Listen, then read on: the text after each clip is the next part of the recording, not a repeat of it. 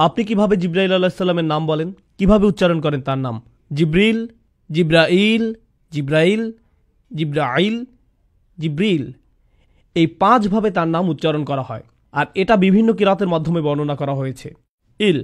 ইল মানে আল্লাহ সুবহানাহু ওয়া তাআলা, এ নিয়ে কোনো মতপার্থক্য নেই। জিব্রা মানে বান্দা বা দাস। তাহলে জিব্রাইল অর্থ আল্লাহর দাস, সুতরাং এটা হলো তার নাম এবং নামের অর্থ।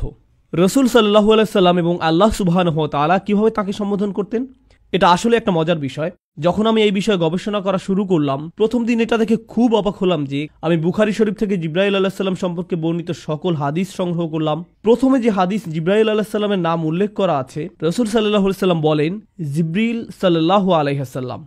আমরা সাধারণত জিব্রিলকে আলাইহিস সালাম বলে সম্বোধন করি, যার অর্থ তার উপর শান্তি বর্ষিত হোক, কিন্তু রসুল সাল্লাল্লাহু আলাইহি সাল্লাম তার উপর সালাওয়াতও পেশ করলেন সাল্লাল্লাহু আলাইহি সাল্লাম। রসুল সাল্লাল্লাহু আলাইহি সাল্লাম এটা করলেন জিব্রাইল আলাইহিস সালামের উচ্চ মর্যাদার কারণে। আরেকটা ব্যাপার, রসুল সাল্লাল্লাহু আলাইহি সাল্লাম প্রায় তার নাম বলে তাকে সম্বোধন করতেন না। জানেন কিভাবে করতেন? তিনি বলতেন, যিনি আমার রবের নিকট থেকে আসেন। আল্লাহ সুবহানাহু ওয়া তাআলা বিভিন্ন উপায়ে তাকে সম্বোধন করেন, সবগুলো আমার পক্ষে বর্ণনা করা সম্ভব নয়, এটা আরেকটা বিশাল অধ্যয়নের ব্যাপার।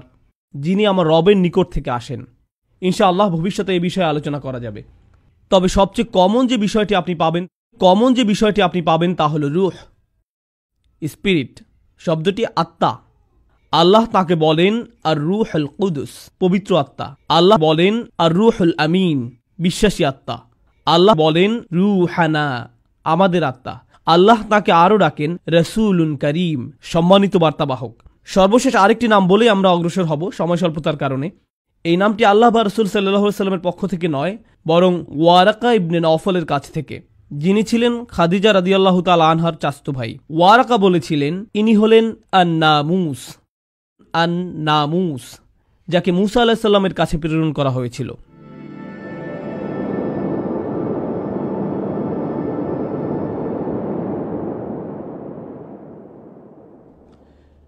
জিব্রাইল আলাইহিস সালাম দেখতে কেমন ছিলেন? জিব্রাইল আলাইহিস সালাম বিভিন্ন রকম আকৃতি ধারণ করতেন। তিনি মানুষের আকৃতি ধারণ করতেন, আবার কখনো কখনো তিনি ফেরেশতার আকৃতিও ধারণ করতেন। রাসূল সাল্লাল্লাহু আলাইহি সাল্লাম বলেন, আমি জিব্রাইল আলাইহিস সালামকে দেখেছি আর তার ছিল 600 ডানা।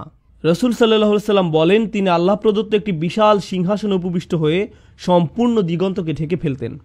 রাসূল সাল্লাল্লাহু আলাইহি সাল্লাম আরও বলেন, ওই 600 ডানা শুধু ছড়ানোই থাকতো না, তার ডানাগুলো থেকে প্রতিনিয়ত মণিমুক্তা ঝরতে থাকতো। আর তার ডানার রং ছিল সবুজ, তার পায়ের পাতার রঙও ছিল সবুজ। ফেরেশতার আকৃতিতে তাকে এমন দেখাতো। আর তিনি হলেন অন্য সকল ফেরেশতাদের চেয়ে আলাদা। মানুষ্য আকৃতিতে তাকে কেমন দেখাতো? জিব্রাইল আলাইহিস সালাম কয়েকজন মানুষের আকৃতি ধারণ করতেন, তাকে বিভিন্ন রকম দেখাতো। কিন্তু যখন তিনি রাসূল সাল্লাল্লাহু আলাইহি সাল্লামের নিকট আসতেন, তিনি সুনির্দিষ্ট একটি রূপ নিয়ে আসতেন। রাসূল সাল্লাল্লাহু আলাইহি সাল্লাম বলেন, দিহইয়া ইবনে খলিফা আল কলবি রাদিয়াল্লাহু তাআলা আনহুর মতো দেখাতো। দিহইয়া রাদিয়াল্লাহু তাআলা আনহুকে একজন সুন্দর ফেরেশতা। দিহইয়া রাদিয়াল্লাহু তাআলা আনহুকে বলা হতো বনু কলবের ইউসুফ। ইউসুফ আলাইহিস সালাম সম্পর্কে মহিলারা কি বলেছিল? ইনি একজন সুদর্শন ফেরেশতা। তো দিহইয়াকে বলা হতো বনু কলবের ইউসুফ। মহিলারা দিহইয়াকে পছন্দ করত।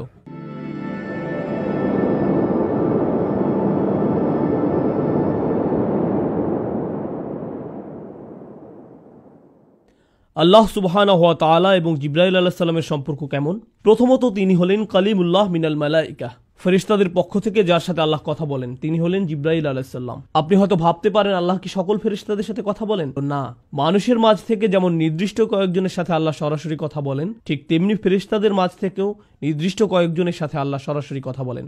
আল্লাহ 4 জন ফেরেশতার সাথে কথা বলেন, মুকাসসিমাতি আমরা, যারা আল্লাহর বিভিন্ন নির্দেশের বাস্তবায়ন ঘটান। এই 4 জনের সাথে আল্লাহ সরাসরি কথা বলার বর্ণনা পাওয়া যায়। কিন্তু আল্লাহ সবসময় সরাসরি জিব্রাইল আলাইহিস সালামের সাথে কথা বলে থাকেন। এমন একজন নবীর কাহিনীও আপনি পাবেন না যেখানে জিব্রাইল আলাইহিস সালামের আলোচনা নেই। আপনি যদি কাসাসুল আম্বিয়া পড়েন, প্রত্যেক নবীর আলোচনায় কোনো না কোনোভাবে জিব্রাইল আলাইহিস সালামের নাম উঠে আসবেই, কারণ তাকে 1,24,000 পয়গম্বরের কাছে পাঠানো হয়েছিল। মুস্তাদ ইমাম আহমদের একটি হাদিসে 1,24,000 নবীর কথা উল্লেখ আছে। তাদের মাঝে 350 জন ছিলেন রসুল। তাদের প্রত্যেকের কাছে জিব্রাইল আলাইহিস সালামকে পাঠানো হয়েছিল তাদেরকে শিক্ষা দেওয়ার জন্য, গড়ে তোলার জন্য, সমর্থন দেওয়ার জন্য, প্রতিরক্ষার জন্য। তিনি প্রথম থেকেই তাদের সাথে ছিলেন। তার আরেকটি উপাধি ছিল নাসরুল আম্বিয়া, তিনি ছিলেন নবীদের সাহায্যকারী। জিব্রাইল আলাইহিস সালামই ইব্রাহিম আলাইহিস সালামকে শয়তানের প্রতি পাথর ছুঁড়তে বলেছিলেন, আর আমরা সেই ঘটনার স্মরণে শয়তানের প্রতি পাথর ছুঁড়ি। সুবহানাল্লাহ। দেখুন সেই ঘটনার কত চমৎকার ঐতিহ্য আমাদের। জিব্রাইল আলাইহিস সালামই ইব্রাহিম আলাইহিস সালামকে হজের নিয়মকানুন শিখিয়েছিলেন। কখনো কখনো জিব্রাইল আলাইহিস সালামের ভূমিকাকে স্পষ্টরূপে উল্লেখ করা হয় না। ইউসুফ আলাইহিস সালামের গল্পে কখনো কি জিব্রাইল আলাইহিস সালামের উল্লেখ পেয়েছেন? আপনি ইউসুফ আলাইহিস সালামের উপর বিশাল আলোচনা শুনতে পারেন, সেখানে হয়তো জিব্রাইল আলাইহিস সালামের কথা কখনো বলা হয় না, কিন্তু তিনি সেখানে ছিলেন। আয়াতে বলা হয় ওয়ালাম্মা বালাগা আশুদ্দাহু আতাইনাহু হিকমা ওয়া ইলমা। তিনি যখন প্রাপ্তবয়স্ক হলেন তখন আমরা তাকে প্রজ্ঞা এবং জ্ঞান দিয়েছি। এতে ইঙ্গিত পাওয়া যায় যে তাঁর নবুয়ত অনেক কম বয়সে শুরু হয়। আল্লাহ এবং জিব্রাইল আলাইহিস সালামের সাথে তার সম্পর্ক অনেক কম বয়স থেকেই শুরু হয়। জিব্রাইল আলাইহিস সালামের সাথে হযরত ইউসুফের কখন প্রথম দেখা হয়? যখন তার ভাইরা তাকে সেই কূপে নিক্ষেপ করেছিল, আর তিনি কূপের তলায় পড়তে যাচ্ছিলেন। তখন তিনি এমন এক লোকের হাতের উপর ল্যান্ড করলেন যাকে তিনি আগে কখনো দেখেননি। তিনি ছিলেন জিব্রাইল আলাইহিস সালাম। জিব্রিল তাকে ধরে ফেলেন যেন ইউসুফ আলাইহিস সালাম পড়ে গিয়ে ব্যথা না পান। সুবহানাল্লাহ। চিন্তা করে দেখুন, ইবনুল কাইয়্যিম রাহিমাহুল্লাহ এ ব্যাপারে মন্তব্য করতে গিয়ে বলেন, এই ঘটনার নিদর্শন রয়েছে যে কোন সৃষ্টি আল্লাহর রজ্জুকে ধারণ করলে আল্লাহ অবশ্যই তাকেও ধারণ করেন, তিনি আপনাকে পড়ে যেতে দিবেন না। মাঝে মাঝে এই উল্লেখটা খুব সূক্ষ্ম, আপনি হয়তো কোনো লক্ষণীয় উল্লেখের কথা শুনেন না। এখানে জিব্রাইল আলাইহিস সালামের ভূমিকাটা খুবই তাৎপর্যপূর্ণ। ইউসুফ আলাইহিস সালাম যেন পড়ে গিয়ে ব্যথা না পান সেজন্য আল্লাহ তাকে পাঠালেন ধরে ফেলার জন্য। কখনো কখনো বর্ণিত গল্পের নবীর সাথে নয়, বরং নবীর শত্রুদের সাথে জিব্রাইল আলাইহিস সালামের উল্লেখ পাওয়া যায়। তো মুসা আলাইহিস সালামের ঘটনায় তিনি মুসা আলাইহিস সালামের সাথে বহুবার ছিলেন, কিন্তু মুসা আলাইহিস সালামের ঘটনায় আমরা জিবরিল আলাইহিস সালামের উল্লেখের যে সহিহ বর্ণনা পাই তা আসলে তার শত্রু ফেরাউনের সাথে। তিরমিজি শরীফের একটি হাদিসে বর্ণিত আছে, জিবরাইল আলাইহিস সালাম নবী করিম সাল্লাল্লাহু আলাইহি ওয়াসাল্লামের নিকট আসলেন এবং তাকে বললেন, ফেরাউনের মৃত্যুর দিন যদি আপনি আমাকে দেখতেন, সে যখন সমুদ্রের তলায় ডুবে মারা যাচ্ছিল, আমি গিয়ে তাকে পেলাম এবং তার মুখে কাদা নিক্ষেপ করতে লাগলাম। আমি ভয় পাচ্ছিলাম যে সে হয়তো লা ইলাহা ইল্লাল্লাহ বলে ফেলবে, আর ফলে আল্লাহ তাকে ক্ষমা করে দিবেন, কারণ আমি ভয় পাচ্ছিলাম যে সে হয়তো অনুশোচনা করে লা ইলাহা ইল্লাল্লাহ বলে ফেলবে। আল্লাহ সুবহানাহু ওয়া তাআলাকে জিবরাইল আলাইহিস সালামের চেয়ে বেশি কে চেনে? জিবরাইল আলাইহিস সালাম জানেন আল্লাহ এতই দয়ালু যে এমনকি ফেরাউনের মতো পাপিষ্ঠরও সুযোগ রয়েছে, আর তিনি আশঙ্কা করছিলেন যে ফেরাউনের এক মুহূর্তের অনুশোচনা তার হয়তো সারা জিন্দেগীর অপরাধ মুছে দিতে পারে। জিবরাইল আলাইহিস সালাম চিন্তিত ছিলেন যে ফেরাউনের জন্য হয়তো একটা সুযোগ তৈরি হতে পারে। এখন জিবরাইল আলাইহিস সালাম কি ফেরাউনের ভাগ্য নষ্ট করে দিয়েছেন? না। আল্লাহ জিবরাইল আলাইহিস সালামকে বলেন, হে জিবরাইল, আমার ইজ্জত ও গৌরবের কসম, যদি সে আন্তরিকতার সাথে ক্ষমা চাইতো আমি তাকে ক্ষমা করে দিতাম। তার মুখে তোমার কাদা নিক্ষেপ কোনো কাজে আসতো না, আমি তবু তাকে ক্ষমা করে দিতাম। তার মুখে তোমার কাদা নিক্ষেপ কোনো কাজে আসতো না, আমি তবু তাকে ক্ষমা করে দিতাম। এখন দেখুন, আপনি হয়তো ভাবতে পারেন মুখে কাদা মারার কারণ কি? যখন পাপী ব্যক্তি মারা যায়, ফেরেশতারা তার মুখে আঘাত করতে থাকে। জিবরাইল আলাইহিস সালাম কেন ফেরাউনকে এত ঘৃণা করতেন? তিনি বলেন, আমি সেদিন থেকে তাকে ঘৃণা করতাম যেদিন সে বলেছিল, আমি তোমাদের শ্রেষ্ঠ প্রভু। হাদিসে আমরা জিবরাইল আলাইহিস সালামের একটা বিষয় দেখতে পাই, মাঝে মাঝে যখন জিবরাইল আলাইহিস সালাম রাসূল সাল্লাল্লাহু আলাইহি সাল্লামের কাছে আসতেন, তিনি বলতেন না আল্লাহ এটা বলেছেন, বরং তিনি বলতেন আল আলা, সর্বোত্তম প্রভু, সর্বোত্তম প্রভু। এতে আল্লাহ সুবহানাহু ওয়া তাআলার প্রতি জিবরাইল আলাইহিস সালামের অপরিসীম শ্রদ্ধার প্রকাশ পায়। পরিশেষে ইমরানের পরিবারের সাথে কোনো সময় জিবরাইল আলাইহিস সালামকে নবীর সাথে উল্লেখ না করে নবীর পরিবারের সাথে উল্লেখ করা হয়। তো আমরা মরিয়ম আলাইহিস সালামের ঘটনা জানি। মরিয়ম আলাইহিস সালাম মসজিদের বাইরে পূর্ব দিকের কোনো এক স্থানে যেতেন, মাকানান শারকিয়া। তিনি মাসে একবার মসজিদের বাইরে পূর্ব দিকের কোনো এক জায়গায় যেতেন। অনেক আলেমের মতে সেটা ছিল সূর্যোদয় দেখার উদ্দেশ্যে। তিনি সেখানে গিয়ে সূর্যোদয় দেখতেন আর আল্লাহর জিকির করতেন। তিনি সেখানে মাটিতে দুটো লাঠি গেড়ে পর্দা টাঙিয়ে দিতেন, যেন এই খোলা জায়গায় মানুষ বুঝতে পারে এটা তার বসার জায়গা, কেউ যেন এটা নিকটে না আসে। তিনি অল্প বয়স্ক মেয়ে ছিলেন, 14 থেকে 18 বছর বয়সের। মোট কথা তিনি একজন টিনেজার ছিলেন, আর তিনি একা আল্লাহর উপাসনা করছেন, আল্লাহকে একা একা স্মরণ করছেন। আল্লাহ তাআলা বলেন, ফাআরসালনা ইলাইহা রূহানা, আমরা তার কাছে আমাদের রূহকে পাঠালাম। ফাতামাসসালা লাহা বাশারান সাওয়িয়া, জিবরাইল আলাইহিস সালাম তার নিকট একজন সুদর্শন পুরুষ আকৃতিতে আবির্ভূত হলেন। জিবরাইল আলাইহিস সালাম মুখ খুলে কিছু বলার আগেই মরিয়ম আলাইহিস সালাম তাকে দেখে বললেন, আউযু বিরহমানি মিনকা ইন কুনতা তাকিয়া, আমি পরম করুণাময়ের কাছে তোমার থেকে আশ্রয় চাচ্ছি যদি তোমার অন্তরে আল্লাহর কোনো ভয় থাকে, মানে যদি তোমার ন্যূনতম কোনো শালীনতা থেকে থাকে, ভাগো এখান থেকে, কোনো কথাও বলতে যেও না। মনে করো যে এটা কখনো ঘটেনি, যাও আল্লাহর নিকট ক্ষমা প্রার্থনা করো। তাই প্রিয় বোনেরা, যদি কোনো ভাই আপনার নিকট এগিয়ে আসে, তাদের সাথে এভাবে আচরণ করার চেষ্টা করুন। দেখুন আরবিতে কথাটা বলেন, দেখুন কি ঘটে। যদি তিনি আরবি নাও বুঝেন, তিনি ভাববেন না, এই আপর থেকে দূরে থাকাই উত্তম। আমরা এই গল্পে যদি আবার ফেরত যাই, তাহলে দেখবো যে মরিয়ম আলাইসাল্লাম জিব্রাইল আলাইসাল্লামের সাথে পরে কথা বলেছিলেন। কিন্তু কেন?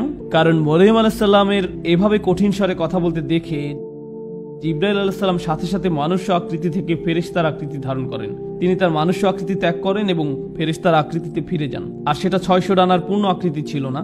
এরপর তিনি কথা চালিয়ে যান, ইন্নামা আনা রাসূলু রাব্বিকি লিআহাবা লাকি গুলামান যাকিয়া। আমি আল্লাহর একজন দূত, আপনার নিকট একজন পবিত্র সন্তানের সুসংবাদ নিয়ে এসেছি। আল্লাহ এই সিদ্ধান্ত নিয়েছেন এবং কাযালিক, এটা ইতিমধ্যে করা হয়েছে। ওয়ালিনাজআলাহু আয়াতাল লিন্নাস ওয়া রাহমাতাম মিন্না, আমি তাকে মানুষের জন্য একটি নিদর্শন ও আমার পক্ষ থেকে অনুগ্রহ শুরু করতে চাই। ওয়া কানা আমরান মাকদিয়া, আর এই প্রক্রিয়া ইতিমধ্যে শুরু হয়ে গেছে। এখানে কাদা মানে সিদ্ধান্তের বাস্তবায়ন, আর কানা আমরান মাকদিয়া মানে আপনি ইতিমধ্যে গর্ভবতী হয়ে গেছেন। ফাহামালাতহু, অতঃপর তিনি গর্ভে সন্তান ধারণ করলেন। ফান্তাবাদাত বিহি মাকানান কসিয়া, ওই অবস্থায় এক দূরবর্তী স্থানে চলে গেলেন। গর্ভকালীন পুরো সময়টা তিনি লুকিয়ে থাকলেন। আর যখন সন্তান জন্মদানের সময় আসলো, মনে রাখবেন তিনি ছিলেন একজন অনভিজ্ঞ তরুণী, তার পাশে সাহায্য করার মতো কেউ ছিল না। তিনি পূর্বে কখনো সন্তান জন্ম দেননি। প্রসব বেদনা তাকে এক খেজুর বৃক্ষের মূলে আশ্রয় নিতে বাধ্য করলো। তিনি বললেন, হায়, আমি যদি কোনো কারণে এর পূর্বেই মারা যেতাম এবং মানুষের স্মৃতি থেকে বিলুপ্ত হয়ে যেতাম। যেহেতু মরিয়ম আলাইহিস সালামের গর্ভধারণ বা সন্তান জন্মদানের কোনো অভিজ্ঞতা ছিল না, আর গর্ভধারণ এবং সন্তান জন্মদান একজন মেয়ের প্রায় মৃত্যুর কাছাকাছি নিয়ে যায়।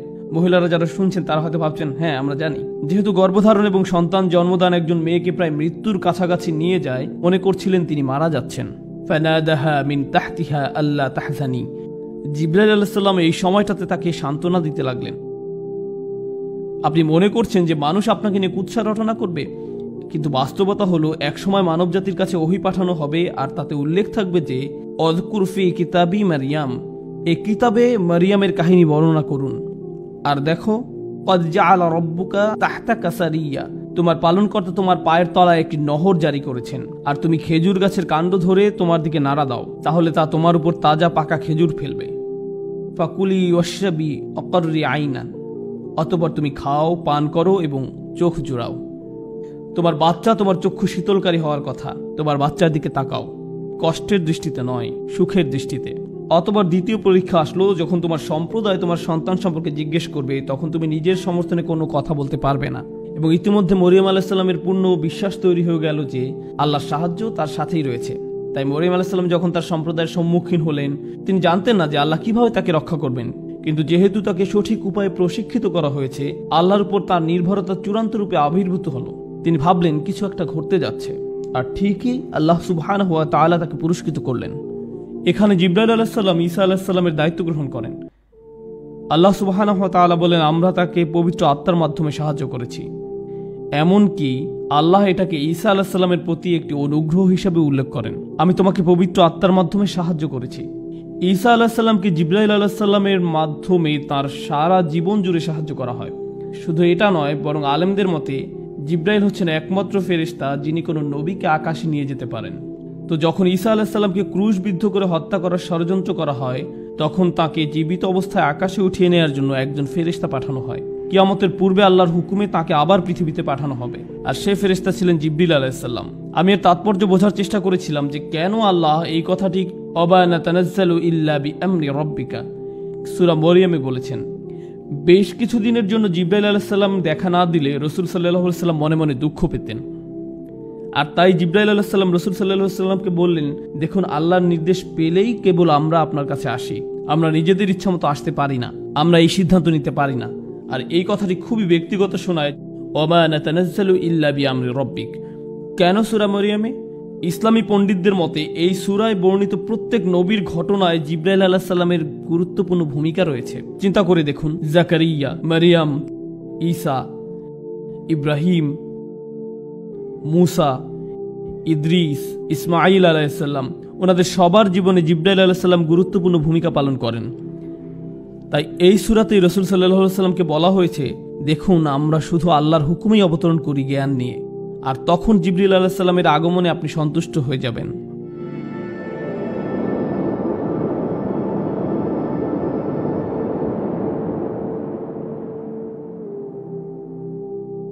ফেরেশতাদের মাঝে যিনি রাসূল সাল্লাল্লাহু আলাইহি সাল্লামের সবচেয়ে নিকটবর্তী ছিলেন, যিনি রাসূল সাল্লাল্লাহু আলাইহি সাল্লামকে সহযোগিতা করেছেন, তার প্রতিরক্ষার ব্যবস্থা করেছেন, তিনি ছিলেন জিবরিল আলাইহিস সালাম। অন্য একটি বর্ণনা রাসূল সাল্লাল্লাহু আলাইহি সাল্লাম আরো বলেন, ما من نبي إلا له وزيران من أهل السماء ووزيران من أهل الأرض। প্রত্যেক নবীকেই আল্লাহ সুবহানাহু ওয়া তাআলা দুনিয়া থেকে দুজন এবং আকাশ থেকে দুজন মন্ত্রী দান করেছেন।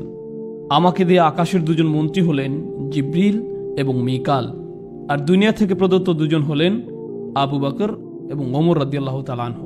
জিবরিল আলাইহিস সালাম এবং রাসূল সাল্লাল্লাহু আলাইহি সাল্লামের প্রথম সাক্ষাৎকারটি কেমন ছিল?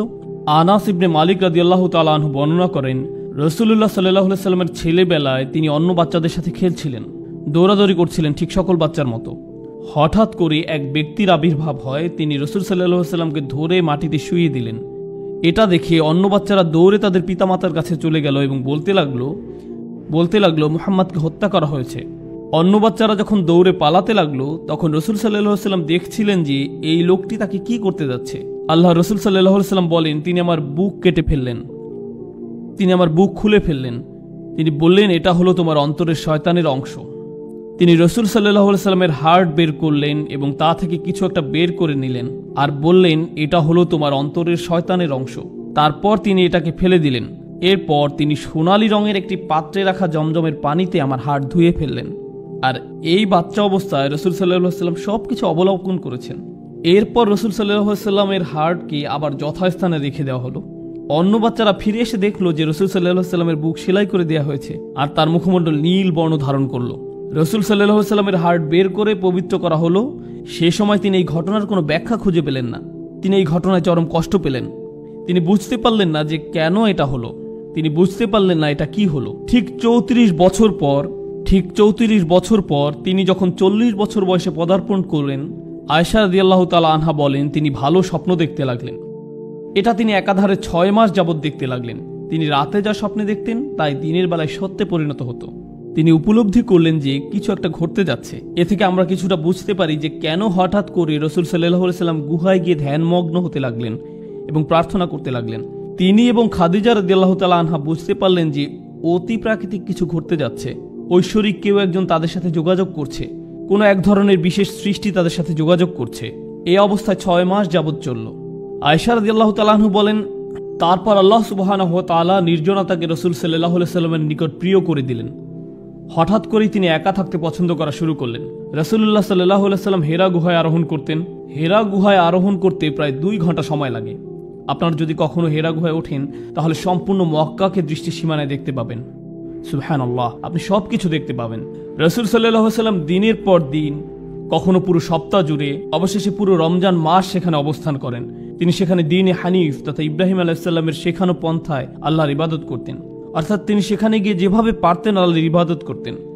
সুশৃঙ্খল কোনো নামাজের নিয়ম তখন জানা ছিল না। তিনি ইব্রাহিম আলাইহিস সালামের রেখে যাওয়া নিয়মে আল্লাহকে ডাকতেন। ঠিক এটাই বর্ণিত আছে। তো হঠাৎ করে একদিন তিনি জিবরাইল আলাইহিস সালামকে দেখতে পেলেন। আপনাদের কি মনে হয় তখন জিবরিল আলাইহিস সালাম কি ফেরেশতার আকৃতিতে দেখা দেন, না মানুষের আকৃতিতে? মানুষের আকৃতিতে। আপনারা হয়তো ভাবছেন রাসূল সাল্লাল্লাহু আলাইহি সাল্লাম তাহলে ভয় পেয়ে গেলেন কেন? চিন্তা করে দেখুন, আপনি হয়তো 2 ঘন্টা ধরে সেখানে অবস্থান করছেন, আশেপাশে কেউ নেই, তারপর আচমকা গুহার মুখে এক অপরিচিত লোককে দাঁড়িয়ে থাকতে দেখলেন, কোনো কথা বলছে না। আপনি যদি রাসূল সাল্লাল্লাহু আলাইহি সাল্লামের জায়গায় থাকতেন আপনি কি ভাবতেন? তাছাড়া পরবর্তীকালের বর্ণনা থেকে আমরা ধারণা পাই তখন কি ঘটেছিল। রাসূল সাল্লাল্লাহু আলাইহি সাল্লাম যখন খাদিজা রাদিয়াল্লাহু তাআলা আনহার নিকট ঘটনা বর্ণনা করছিলেন, তিনি বলেন, যাকে আমি স্বপ্নে দেখি সে আমার নিকট এসেছিল। সুতরাং আমরা আরো বুঝলাম যে রাসূল সাল্লাল্লাহু আলাইহি সাল্লাম ইতোমধ্যে জিবরাইল আলাইহিস সালামকে স্বপ্নে দেখেছিলেন। তো তিনি চিন্তা করছিলেন, অদ্ভুত, আমি তো এখন ঘুমাচ্ছি না, আমি তো স্বপ্নে নেই, বাস্তবে। এর থেকে জিবরিল আলাইহিস সালাম কেন রাসূল সাল্লাল্লাহু আলাইহি সাল্লামকে জড়িয়ে ধরেছিলেন? এটা স্বপ্ন নয়, বাস্তব। ইকরা, পড়ুন, আপনি কোনো কল্পিত কিছু দেখছেন না, এটা কল্পিত কোনো ছায়ামূর্তি নয়। আমি আপনাকে শক্ত করে জড়িয়ে ধরছি শুধু আমার বাস্তবতা বোঝাতে নয়। ইন্না সানুলকি আলাইকা কওলান সাকিলা, যে ওহী আপনার উপর নাজিল হতে যাচ্ছে তা হবে অত্যন্ত ভারী। এই বাণী ধারণ করার জন্য আপনাকে প্রস্তুত হতে হবে। এরপর তিনি তাকে আদেশ করলেন, পড়ুন। তারপর রাসূল সাল্লাল্লাহু আলাইহি সাল্লামকে ছেড়ে দিলেন। রাসূল সাল্লাল্লাহু আলাইহি সাল্লাম বললেন, আমি পড়তে জানি না। জিবরিল আলাইহিস সালাম তাকে আবারও শক্ত করে জড়িয়ে ধরলেন এবং বললেন, ইকরা। রাসূল সাল্লাল্লাহু আলাইহি সাল্লাম বললেন, আমি পড়তে জানি না। জিবরিল আলাইহিস সালাম রাসূল সাল্লাল্লাহু আলাইহি সাল্লামকে তৃতীয়বারের মতো শক্ত করে জড়িয়ে ধরলেন এবং পরবর্তীকালে রাসূল সাল্লাল্লাহু আলাইহি ওয়াসাল্লাম বর্ণনা করেন, জিবরিল আলাইহিস সালাম আমাকে এত শক্ত করে জড়িয়ে ধরেন যে আমি মনে করছিলাম আমি মারা যাব। তিনি বললেন, পড়ুন। রাসূল সাল্লাল্লাহু আলাইহি ওয়াসাল্লাম বললেন, কি পড়ব? ঠিক তখন জিবরিল আলাইহিস সালাম বললেন, ইকরা বিইসমি রাব্বিকাল্লাযী খালাক, পাঠ করুন আপনার পালনকর্তার নামে যিনি সৃষ্টি করেছেন। খালাকাল ইনসানা মিন আলাক, যিনি মানুষকে সৃষ্টি করেছেন আলাক থেকে। ইকরা ওয়া রাব্বুকাল আকরাম, পাঠ করুন আপনার পালনকর্তা মহা দয়ালু, যিনি কলমের সাহায্যে শিক্ষা দিয়েছেন মানুষকে যা সে জানতো না। রাসূল সাল্লাল্লাহু আলাইহি সাল্লাম যখন ওহী গ্রহণ করছিলেন, জিবরিল আলাইহিস সালাম তাকে আর জড়িয়ে ধরলেন না, আবার চলেও গেলেন না। রাসূল সাল্লাল্লাহু আলাইহি সাল্লাম গুহা ত্যাগ করে তাড়াতাড়ি নেমে গেলেন। খাদিজা রাদিয়াল্লাহু তাআলা আনহা বললেন, কি হয়েছে? এখন দেখুন, রাসূল সাল্লাল্লাহু আলাইহি সাল্লাম যখন তাকে বললেন কি ঘটেছে, খাদিজা রাদিয়াল্লাহু তাআলা আনহা সহজেই তাকে বলতে পারতেন, আপনি ওই গুহায় যাওয়া বন্ধ করে দিন, আপনার মনে হয় বাসায় থাকা উচিত, আপনার ওই ঘরের কোনায় ধ্যান করতে পারেন, কেউ আপনাকে ডিস্টার্ব করবে না, ইনশাআল্লাহ এরকম কিছু আর ঘটবে না। তিনি এসবের কিছুই বললেন না। দেখুন কেমন চমৎকার ছিলেন তিনি, সুবহানাল্লাহ। রাসূল সাল্লাল্লাহু আলাইহি সাল্লাম নিজের উপর বিশ্বাস করার আগে খাদিজা তার উপর বিশ্বাস করেন। সত্যি তিনি রাসূল সাল্লাল্লাহু আলাইহি সাল্লামকে বলেন, আল্লাহ কখনোই আপনাকে অপমানিত করবেন না। তিনি রাসূল সাল্লাল্লাহু আলাইহি সাল্লামের গত 15 বছরের জীবনী বর্ণনা করতে লাগলেন। আপনি এমন মানুষ যিনি আত্মীয়তার বন্ধন রক্ষা করেন, আপনি এতিমদের যত্ন নেন, আপনি আপনার প্রতিবেশী এবং মেহমানদের প্রতি উদার, আপনি কোন সমস্যায় পড়লে তার দায়িত্ব কাঁধে তুলে নেন, আল্লাহ কখনোই আপনাকে অপমানিত করবেন না। খাদিজা রাদিয়াল্লাহু তাআলা আনহা বলেন, চলেন ওয়ারাকার কাছে যাই। তো তাঁরা তার নিকট গেলেন। রাসূল সাল্লাল্লাহু আলাইহি সাল্লাম যা দেখলেন তা ওয়ারাকার নিকট বর্ণনা করলেন। ওয়ারাকা সাথে সাথে বলে উঠলেন, ইনি নামুস, আপনি সেই রাসূল যার জন্য সবাই অপেক্ষা করছে। এই ফেরেশতাই মূসা আলাইহিস সালামের কাছে এসেছিলেন। আমি যদি যুবক হতাম তাহলে আপনাকে সাহায্য করতে পারতাম যখন আপনার সম্প্রদায় আপনার বিরোধিতা করবে। এরপর কি ঘটেছিল? আয়েশা রাদিয়াল্লাহু তাআলা আনহা বর্ণনা করেন, এরপর বহু দিন যাবত ওহী অবতীর্ণ হওয়া বন্ধ থাকে। রাসূল সাল্লাল্লাহু আলাইহি সাল্লাম অপেক্ষা করতে লাগলেন যেন সেই ফেরেশতা আবার দেখা দেন। রাসূল সাল্লাল্লাহু আলাইহি সাল্লাম আবার ওই পাহাড়ে ঘুরতে লাগলেন। তিনি নিজের ভাষায় তা এভাবে বর্ণনা করেন যে তার মানসিক অবস্থা এমন ছিল যে তিনি যেন চাইতেন নিজেকে পাহাড় থেকে ছুঁড়ে ফেলে দিতে। তিনি স্পষ্ট রূপে জানতে চান যে কি ঘটেছে। প্রতিবার রাসূল সাল্লাল্লাহু আলাইহি সাল্লাম পাহাড়ে গেলে জিবরিল আলাইহিস সালামের কণ্ঠ শুনতে পেতেন, ও মুহাম্মদ, আপনি আল্লাহর সত্য রসূল। এতে রাসূল সাল্লাল্লাহু আলাইহি সাল্লাম কিছুটা সান্ত্বনা পেতেন এবং ঘরে ফিরে আসতেন। এরপর পরবর্তীতে তিনি শুধু যে ও মুহাম্মদ আপনি আল্লাহর সত্য রসূল এ কথা বলতেন তা নয়, তিনি আরো বলতেন, আমি জিবরিল। তো তিনি রাসূল সাল্লাল্লাহু আলাইহি সাল্লামের নিকট বিষয়টা পরিষ্কার করলেন যে তিনি জিবরিল আলাইহিস সালাম, কিন্তু তবুও কোনো কোরআন বা ওহী অবতীর্ণ হয়নি। অবশেষে অন্য একদিন রাসূল সাল্লাল্লাহু আলাইহি সাল্লাম হাঁটছিলেন, আর এবার ইয়া মুহাম্মদ ইন্নাকা রাসূলুল্লাহি হাক্কা, ও মুহাম্মদ আপনি আল্লাহর সত্য রসূল। বুখারী শরীফে জাবির রাদিয়াল্লাহু তাআলা আনহু থেকে বর্ণিত আছে, রাসূল সাল্লাল্লাহু আলাইহি সাল্লাম হাঁটছিলেন, তারপর হঠাৎ উপরের দিকে তাকিয়ে দেখলেন জিবরিল আলাইহিস সালাম তার পরিপূর্ণ ফেরেশতা আকৃতি ধারণ করে সম্পূর্ণ আকাশ ঢেকে আছেন, সম্পূর্ণ দিগন্ত ঢেকে আছেন। আল্লাহ জিবরিল আলাইহিস সালাম সম্পর্কে বলেন, যু মিররাতিন ফাস্তাওয়া, প্রজ্ঞার অধিকারী, সে নিজ আকৃতিতে স্থির হয়েছিল। জিবরিল আলাইহিস সালাম পুরো আকাশ জুড়ে আবির্ভূত হলেন। রাসূল সাল্লাল্লাহু আলাইহি সাল্লাম জিবরিল আলাইহিস সালামকে তাঁর সকল ডানা সমেত পরিপূর্ণ আকৃতিতে দেখতে লাগলেন। সুম্মা দানা ফাতাদাল্লা, তিনি রাসূল সাল্লাল্লাহু আলাইহি সাল্লামের নিকটবর্তী হতে লাগলেন। তিনি রাসূল সাল্লাল্লাহু আলাইহি সাল্লামের কাছাকাছি আসলেন। রাসূল সাল্লাল্লাহু আলাইহি সাল্লাম মাটিতে পড়ে গেলেন। তিনি নিজেই বলছেন যে আমার অতি নিকটবর্তী হতে আমি এত ভয় পেয়েছিলাম যে আমি মাটিতে পড়ে গেলাম। রাসূল সাল্লাল্লাহু আলাইহি সাল্লাম দ্রুত বাড়িতে ফিরে গেলেন আর খাদিজা রাদিয়াল্লাহু তাআলা আনহাকে বলতে লাগলেন, আমাকে ঢেকে দাও, আমাকে ঢেকে দাও, আমাকে ঢেকে দাও। আর ঠিক তখন পরবর্তী ওহী অবতীর্ণ হয়, ইয়া আইয়ুহাল মুদ্দাসসির কুম ফাআনযির ওয়া রাব্বাকা ফাকাব্বির ওয়া সিয়াবাকা ফাতাহহির, হে চাদর আবৃতকারী, উঠুন, সতর্ক করুন। সুবহানাল্লাহ। চিন্তা করে দেখুন, প্রথম ওহী অবতীর্ণ হওয়ার সময় তিনি হেরা গুহায় ছিলেন, আর দ্বিতীয়বার তিনি যখন খাদিজা রাদিয়াল্লাহু তাআলা আনহার কাছে ছিলেন তখন ওহী অবতীর্ণ হয়। হে চাদর আবৃতকারী, উঠুন, সতর্ক করুন, আপনার পালনকর্তার মহত্ব ঘোষণা করুন, আপন পোশাক পবিত্র করুন, মূর্তি পরিত্যাগ করুন। এই হলো প্রথম দিকের ওহী অবতীর্ণ হওয়ার ঘটনা। আয়েশা রাদিয়াল্লাহু তাআলা আনহা বলেন, এরপর থেকে একটির পর একটি ওহী অবতীর্ণ হতে লাগলো। অর্থাৎ দীর্ঘ বিরতির পর আসে সূরা মুদ্দাসসির, সূরা মুজাম্মিল, সূরা দুহা এবং আরো অনেক সূরা ক্রমাগত রাসূল সাল্লাল্লাহু আলাইহি সাল্লামের নিকট অবতীর্ণ হতে থাকে। এভাবেই শুরু। রাসূল সাল্লাল্লাহু আলাইহি সাল্লাম বুঝতে পারলেন কি ঘটছে। তিনি বুঝতে পারলেন যে তিনি আল্লাহর রাসূল। রাসূল সাল্লাল্লাহু আলাইহি সাল্লাম এখন আর জিবরিল আলাইহিস সালামের উপস্থিতি থেকে ভয় পান না। বিষয়টা তার কাছে পরিষ্কার হয়ে গেল।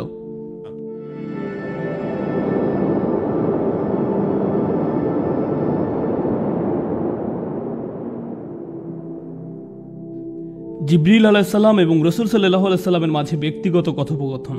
জিবরিল আলাইহিসসালাম রাসূল সাল্লাল্লাহু আলাইহি সাল্লামের ঘরে বহুবার এসেছিলেন। কোন কোন সাহাবী তাকে দেখতে পেতেন, আবার কেউ কেউ দেখতে পেতেন না। একদিন আব্বাস রাদিয়াল্লাহু তাআলা আনহু তার সন্তান আব্দুল্লাহ রাদিয়াল্লাহু তাআলা আনহুকে নিয়ে রাসূল সাল্লাল্লাহু আলাইহি সাল্লামের সাথে সাক্ষাৎ করতে আসলেন। আব্বাস রাদিয়াল্লাহু তাআলা আনহু রাসূল সাল্লাল্লাহু আলাইহি সাল্লামকে সম্বোধন করে কথা বলছিলেন, কিন্তু তিনি সাড়া দিচ্ছিলেন না। রাসূল সাল্লাল্লাহু আলাইহি সাল্লাম কোনো কথা না বলাতে আব্বাস রাদিয়াল্লাহু তাআলা আনহু চলে যান। চলার পথে আব্বাস রাদিয়াল্লাহু তাআলা আনহু আব্দুল্লাহ রাদিয়াল্লাহু তাআলা আনহুকে বলেন, তোমার চাচতো ভাই কেন আমার সাথে কথা বলল না? আব্দুল্লাহ রাদিয়াল্লাহু তাআলা আনহু বললেন, আপনি কি দেখেননি যে রাসূল সাল্লাল্লাহু আলাইহি সাল্লাম তার সামনে বসা এক লোকের সাথে কথা বলছিলেন? আব্বাস রাদিয়াল্লাহু তাআলা আনহু বললেন, কোন মানুষের সাথে? আব্বাস রাদিয়াল্লাহু তাআলা আনহু আবার রাসূল সাল্লাল্লাহু আলাইহি সাল্লামের কাছে ফিরে আসলেন এবং জিজ্ঞেস করলেন, তখন কেউ কি আপনার সাথে কথা বলছিল? রাসূল সাল্লাল্লাহু আলাইহি সাল্লাম বললেন, আপনি কেন এটা জিজ্ঞেস করছেন? আব্বাস রাদিয়াল্লাহু তাআলা আনহু বললেন, কারণ আব্দুল্লাহ তাকে দেখতে পেয়েছিল। রাসূল সাল্লাল্লাহু আলাইহি সাল্লাম বললেন, রাআ, সে দেখেছে? আব্বাস রাদিয়াল্লাহু তাআলা আনহু বললেন, জি দেখেছে। তারপর রাসূল সাল্লাল্লাহু আলাইহি সাল্লাম আব্দুল্লাহ রাদিয়াল্লাহু তাআলা আনহুর জন্য দোয়া করলেন যেন আল্লাহ তার জ্ঞান বাড়িয়ে দেন। তো রাসূল সাল্লাল্লাহু আলাইহি সাল্লামের সাথে জিবরিলের ব্যক্তিগত কথোপকথনটা কেমন ছিল? রাসূল সাল্লাল্লাহু আলাইহি সাল্লাম জিবরিল আলাইহিস সালামকে বললেন, আল্লাহ বলেছেন যে আমি আপনাকে সকল জগৎবাসীর জন্য রহমত স্বরূপ প্রেরণ করেছি। তিনি জিজ্ঞেস করলেন, আমার রহমতের কোনো অংশ কি আপনার পর্যন্ত পৌঁছেছে?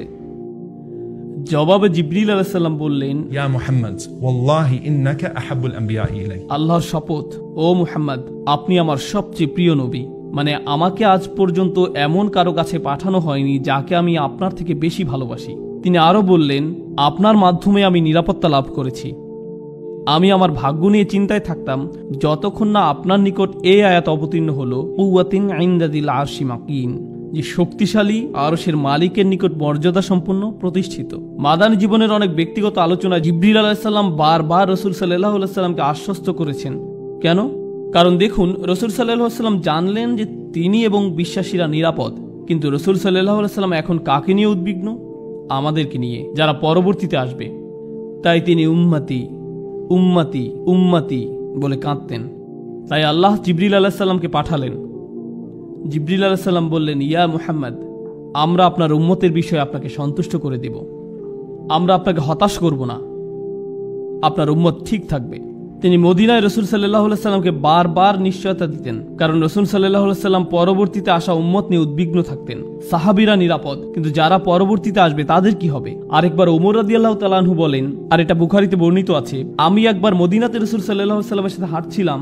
হাঁটতে হাঁটতে আমরা মদিনার হাররা নামক স্থানে উপস্থিত হলাম। তিনি আমাকে এখানে বসতে বললেন। হঠাৎ তিনি হাঁটতে লাগলেন, আর তখন স্পষ্টত তিনি জিবরিল আলাইহিস সালামের সাথে কথা বলছিলেন। তারা কিছুক্ষণের জন্য হাঁটলেন, আর আমি বসে থাকলাম। আর এই হাঁটা অবস্থায় রাসূল সাল্লাল্লাহু আলাইহি সাল্লাম বলছেন, ওয়া ইনজানা ওয়া সারাক ওয়া ইনজারা ওয়া সারাক ওয়া ইনজানা ওয়া সারাক, এমন কি যদি সে জিনা করে বা চুরি করে, যদি সে জিনা করে বা চুরি করে। আর ওমর রাদিয়াল্লাহু তাআলা আনহু উত্তর শুনতে পাচ্ছিলেন না। ইয়া রাসূলুল্লাহ, ওইটা কি ছিল? রাসূল সাল্লাল্লাহু আলাইহি সাল্লাম বললেন, তিনি ছিলেন জিবরিল আলাইহিস সালাম। তিনি এসেছিলেন আমাকে সুসংবাদ দিতে যে এই উম্মতের প্রত্যেক ব্যক্তি অবশেষে জান্নাতে প্রবেশ করবে। তাই রাসূল সাল্লাল্লাহু আলাইহি সাল্লাম বললেন, এমন কি যদি সে জিনা বা চুরি করে?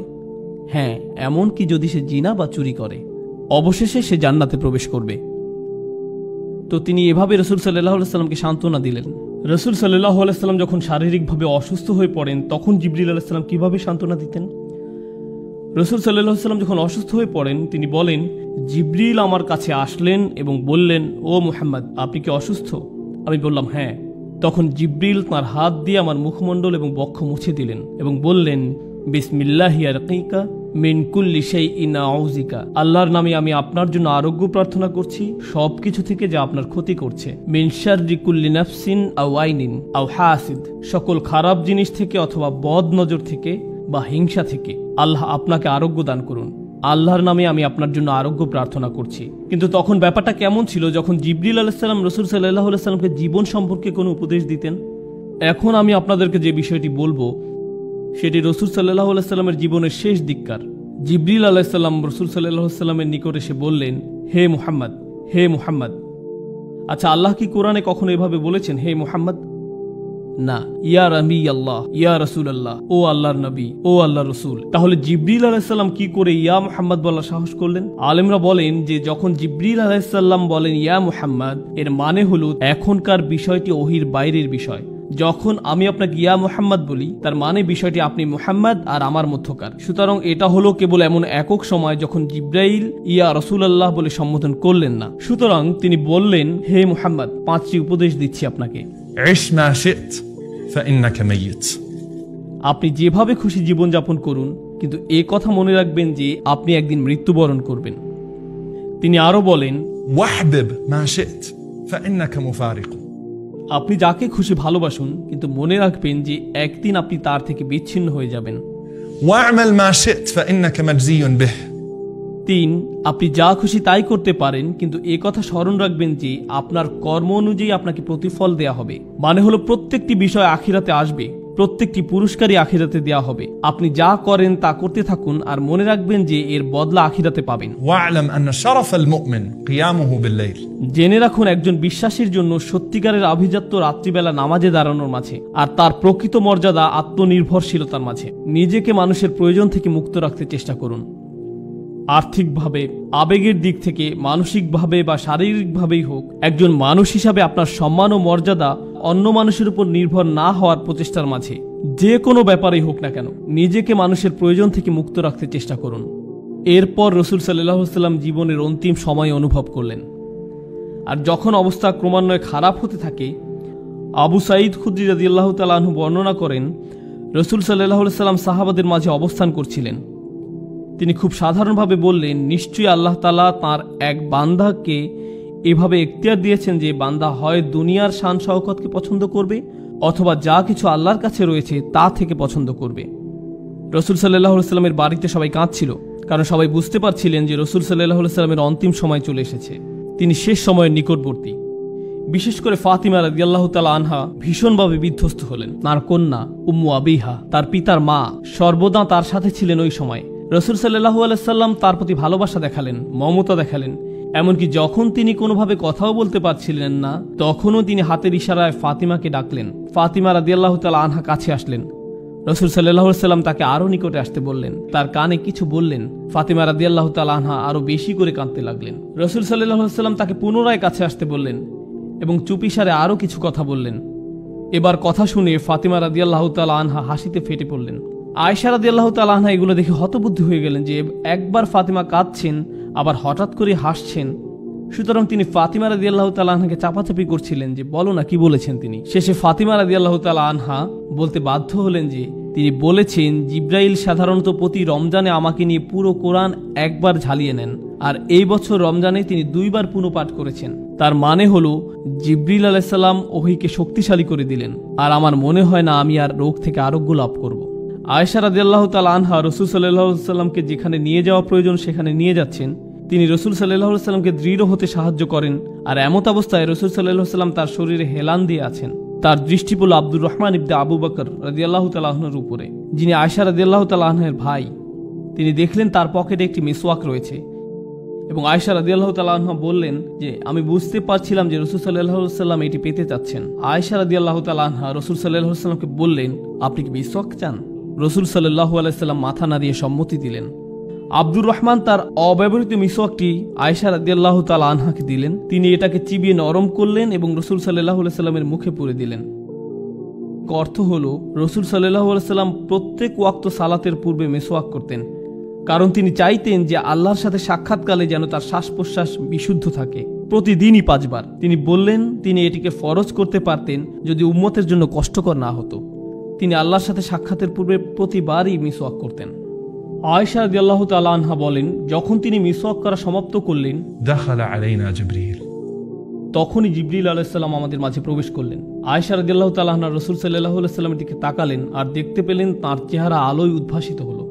জিবরিল আলাইহিস সালাম, যিনি নবীকে উপরের উপদেশগুলো দিয়েছিলেন, তিনি নবী সাল্লাল্লাহু আলাইহি ওয়াসাল্লামকে বললেন, শুনুন, আমি আপনাকে একটি বিষয় পছন্দ করতে বলবো। হয়তো আপনি আপনার সাহাবীদের সাথে থাকবেন এবং সুন্দরভাবে জীবনযাপন করবেন, অথবা আপনি সর্বোচ্চ আল্লাহর সাহচর্যে থাকবেন। জিবরিল আলাইহিস সালাম যখন এই কথাটি বললেন, তখন নবী সাল্লাল্লাহু আলাইহি ওয়াসাল্লাম তার উত্তরে বললেন, বালা রফিকিল আলা, আল্লাহুম্মা রফিকিল আলা। ও আল্লাহ, আমি সর্বোচ্চ বন্ধুর সাহচর্য কামনা করি। আয়েশা রাদিয়াল্লাহু তাআলা আনহা বলেন, যখন তিনি আর রফিকিল আলা বলছেন, তিনি যেন তার সমস্ত শরীরকে ছেড়ে দিচ্ছেন। الرفيق الأعلى. ও আল্লাহ, আল্লাহর সাহচর্য। বলতে বলতে তার হাত পড়ে গেল। রাসূল সাল্লাল্লাহু আলাইহি ওয়াসাল্লাম ইন্তেকাল করলেন। যখন এই ঘটনা হলো, আয়েশা রাদিয়াল্লাহু তাআলা আনহা চিৎকার করে উঠলেন। ফাতেমা রাদিয়াল্লাহু তাআলা আনহা যখন আয়েশা রাদিয়াল্লাহু তাআলা আনহার চিৎকার শুনতে পেলেন, তিনি আকাশের দিকে তাকিয়ে বললেন, ইয়া আবাতা মান রাব্বিহি মা আদনা, হে আমার পিতা, আপনি আপনার রবের কতটা সন্নিকটে আছেন এখন। يا أبتا إلى جبريل ننعى হে আমার পিতা, আমরা জিব্রাইলের নিকট আপনার মৃত্যুর সংবাদ ঘোষণা দিচ্ছি। ইয়া আবাতা জান্নাতুল ফিরদাউসি মাওয়া, হে আমার পিতা, জান্নাতই আপনার বর্তমান ঠিকানা। এবং এ কথাটি তিনি বারবার বলতে থাকলেন, বলতেই থাকলেন। আপনি আপনার রবের কতটা নিকটে আছেন। জিব্রিলের নিকট আপনার প্রস্থানের ঘোষণা দিচ্ছি এবং জান্নাতুল ফিরদাউসি আপনার আবাসস্থল।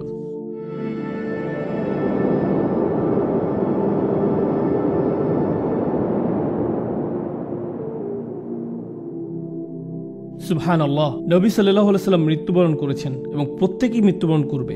নবী সাল্লাল্লাহু আলাইহি ওয়াসাল্লাম বলছেন জিব্রিলও মৃত্যুবরণ করবে। চিন্তা করতে পারেন, জিব্রিল আলাইহিস সালামও মারা যাবেন।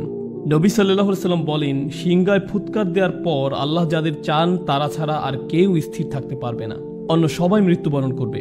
আল্লাহ সুবহানাহু ওয়া তাআলা তাদেরকে তার সম্মুখে নিয়ে আসবেন, আর তারা হলেন জিব্রিল, ইসরাফিল, মিকাল ও মৃত্যুর ফেরেশতা, যারা আল্লাহর আদেশসমূহ বাস্তবায়ন করেন। আল্লাহ মৃত্যুর ফেরেশতাকে জিজ্ঞেস করবেন, আর কারা কারা বাকি আছে। মৃত্যুর ফেরেশতা বলবেন, ও আল্লাহ, আপনার সম্মানিত পবিত্র চেহারার আপনার বান্দা আমি, আপনার বান্দা জিব্রিল, আপনার বান্দা জিব্রিল, আপনার বান্দা মিকাল এবং আপনার বান্দা ইসরাফিল। আল্লাহ বলবেন, মিকালের আত্মা নিয়ে নাও। তখন মিকালের আত্মা নিয়ে নেওয়া হবে। পুনরায় বলবেন, আর কে কে বাকি আছে। তিনি বলবেন, ও আল্লাহ, আপনি, আমি, জিব্রিল এবং ইসরাফিল। আল্লাহ বলবেন, ইসরাফিলের আত্মা নিয়ে নাও। ইসরাফিলের আত্মা তার থেকে নিয়ে নেওয়া হবে। আল্লাহ আবারও বলবেন, আর কারা বাকি আছে। তিনি বলবেন, ওয়াজহুকাল বাকিল করিম, ও আল্লাহ, আপনার পবিত্র চেহারা, আপনার এই বান্দা এবং আপনার বান্দা জিব্রিল, আমরা দুই বান্দা সবশেষে বাকি রয়েছি। আল্লাহ বলবেন, জিব্রিলের আত্মা নিয়ে নাও। রাসূল সাল্লাল্লাহু আলাইহি ওয়াসাল্লাম বলেন, জিব্রিল তার চেহারা নিয়ে পতিত হবেন এমন অবস্থায় যে তার ডানাগুলো বিস্তৃত অবস্থায় থাকবে আর সেগুলো আল্লাহর প্রশংসা করতে থাকবে। তিনি তাসবিহরত অবস্থায় মৃত্যুবরণ করবেন। এরপর আল্লাহ বলবেন, আর কে বাকি আছে। তখন মৃত্যুর ফেরেশতা বলবে, ইয়া আল্লাহ, কেবল আপনি আর আমিই বাকি আছি। আল্লাহ মৃত্যুর ফেরেশতাকে আদেশ করবেন মৃত্যুবরণ করার জন্য, আর মৃত্যুর ফেরেশতা মারা যাবেন। আর আল্লাহ বলবেন, কুল্লু মান আলাইহা ফান, প্রত্যেক ব্যক্তি ধ্বংসপ্রাপ্ত হবে। ওয়ায়াবকা ওয়াজহু রাব্বিকা যুল জালালি ওয়াল ইকরাম, আর কেবল আপনার মহামান্বিত রবের চেহারাই বাকি থাকবে। আল্লাহ নিজেকেই তখন জিজ্ঞেস করবেন, লিমানিল মুলকুল ইয়াউম, আজকের রাজত্ব কার। আল্লাহ নিজেই প্রত্যুত্তরে বলবেন, লিল্লাহি ওয়াহিদিল কাহ্হার, কেবল অদ্বিতীয় নিয়ন্ত্রণকারী আল্লাহর। রাসূল সাল্লাল্লাহু আলাইহি ওয়াসাল্লাম বলেন, যখন আখিরাতে আমরা সবাই হাজির হব, তখন সমস্ত জমিন আল্লাহর আনুগত্যের প্রশংসায় একদম সমতল হবে। তিনি বলেন, হাসরের ময়দানে প্রত্যেকেই যে জায়গায় রয়েছে সে জায়গা থেকে একটু নড়তে পারবে না। ثم أدعى أول الناس তিনি বলেন, আল্লাহর নিকট আমাকেই প্রথম আহ্বান করা হবে। অতএব আমি আল্লাহ সুবহানাহু ওয়া তাআলার নিকটে যাব, আমি সিজদায় পড়ে যাব। তিনি বলেন, অতঃপর আমি আমার মস্তক উত্তোলন করব, فإذا جبريل عن يمين الرحمن এবং আকস্মিকভাবে আমি সর্বোচ্চ দয়াময় আল্লাহর ডান পাশে জিব্রিলকে দেখতে পাবো। নবী সাল্লাল্লাহু আলাইহি ওয়াসাল্লাম হাদিসে বলেন, والله ما رآه قبلها ইতিপূর্বে জিব্রিল আলাইহিস সালাম আল্লাহ সুবহানাহু ওয়া তাআলাকে কোনো দিনই দেখেননি। নবী সাল্লাল্লাহু আলাইহি ওয়াসাল্লাম জিব্রিলের দিকে ইশারা করে বলবেন, হে আমার রব, إن هذا أخبرني أنك أرسلته إلي এই ব্যক্তি আমাকে বলেছিল যে আপনিই তাকে আমার নিকটে পাঠিয়েছিলেন। فيقول الله صدقت তখন আল্লাহ বলবেন, তুমি সত্য বলছো। একইভাবে জিব্রিল নবী সাল্লাল্লাহু আলাইহি ওয়াসাল্লামকে বলবেন, আপনি সত্য বলছেন। নবী সাল্লাল্লাহু আলাইহি ওয়াসাল্লাম কেন প্রতিদান দিবসে এই বিষয়টি পছন্দ করলেন, কেন এটি ইচ্ছা পোষণ করলেন? কারণ হলো, প্রতিদান দিবসের দিন প্রত্যেক নবী রাসূলকে জিজ্ঞেস করা হবে যে জিব্রিল কি নবুয়তের বার্তাকে ঠিকমতো পৌঁছে দিয়েছে কিনা। নবী সাল্লাল্লাহু আলাইহি ওয়াসাল্লাম জিব্রিলের পক্ষে সাক্ষ্য দিবেন এবং তাকে জিজ্ঞেস করার পূর্বেই তিনি নিজেই বলবেন যে উনি বলেছেন যে তাকে আপনি আমার নিকট পাঠিয়েছিলেন, তিনি তার কাজ ঠিকমতো করেছিলেন। আল্লাহ বলবেন, তুমি সত্য বলছো।